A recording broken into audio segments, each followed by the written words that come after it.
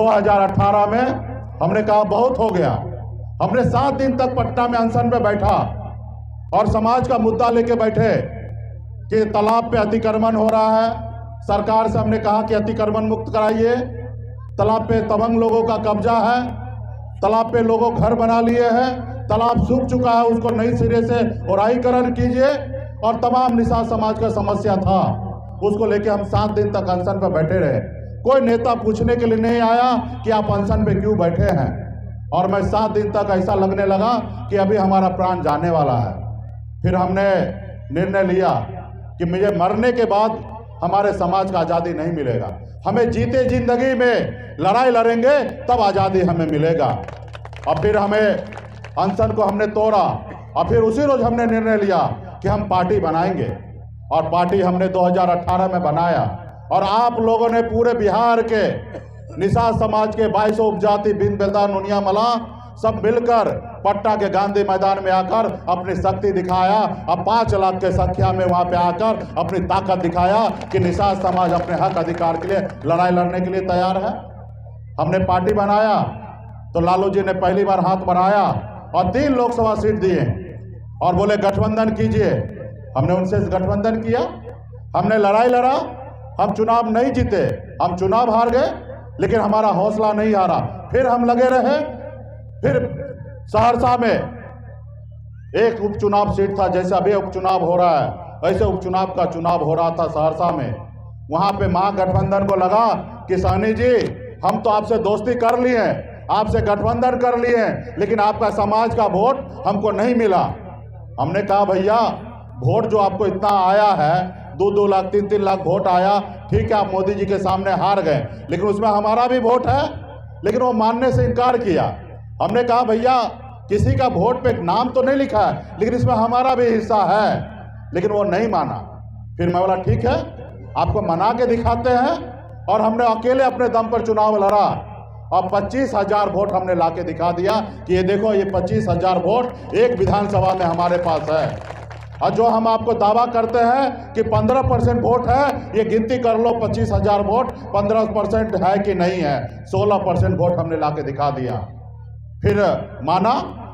फिर 2020 में चुनाव का समय में आया और आरजेडी ने थोड़ा हिरिंग मिरिंग किया और बीजेपी को पता था कि मुकेश सहनी अगर आरजेडी के साथ रहेगा तो बिहार में हमारी सरकार नहीं बनेगा।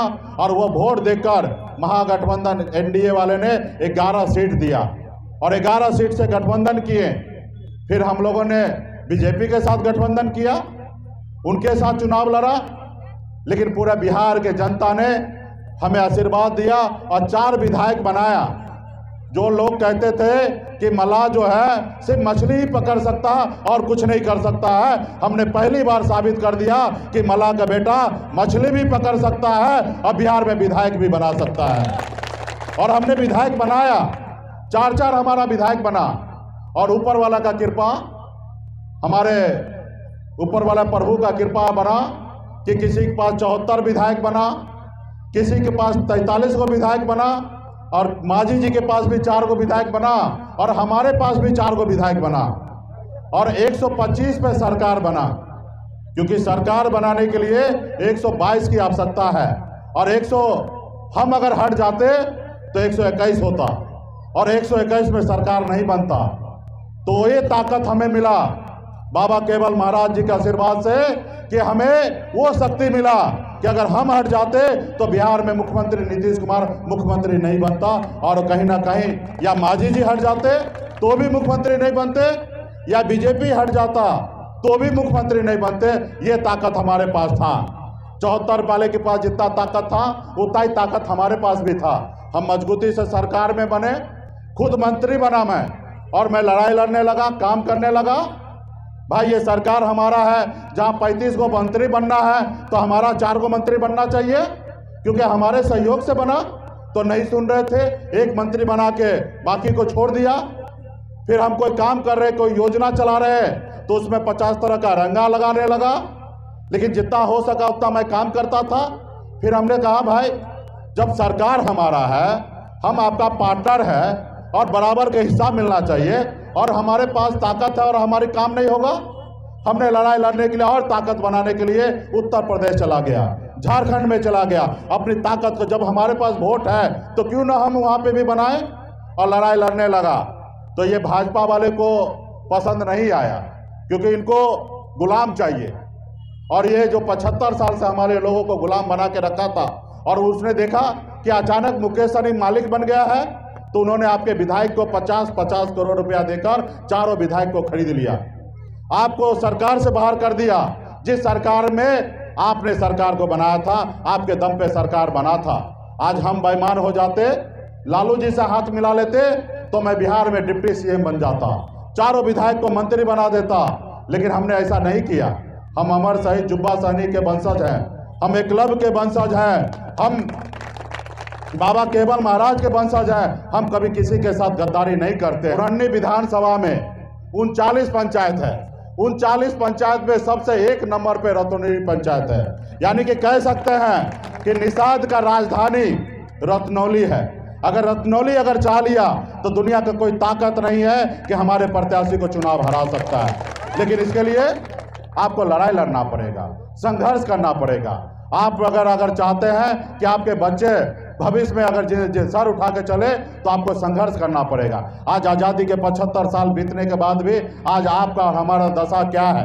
आज इतने ठंड का समय है, आज बाकी लोग रजाई से पैर को बाहर नहीं निकालेंगे, लेकिन हमारे परिवार के लोग, हमारे अपने भाई लोग 4 बजे सुबह में तालाब में उतरेंगे, नदी में उतरेंगे, झील में उतरेंगे, फिर मछली पकड़ के लाएंगे और फिर वो बेचेंगे, तब उनका घर परिवार चलेगा। तो आज हम ऐसे परिवार से आते हैं, हमें संघर्ष करना है, अपनी ताकत दिखाना है। और पार्टी के लिए ये चुनाव जीतना हारना कोई बड़ी बात नहीं है।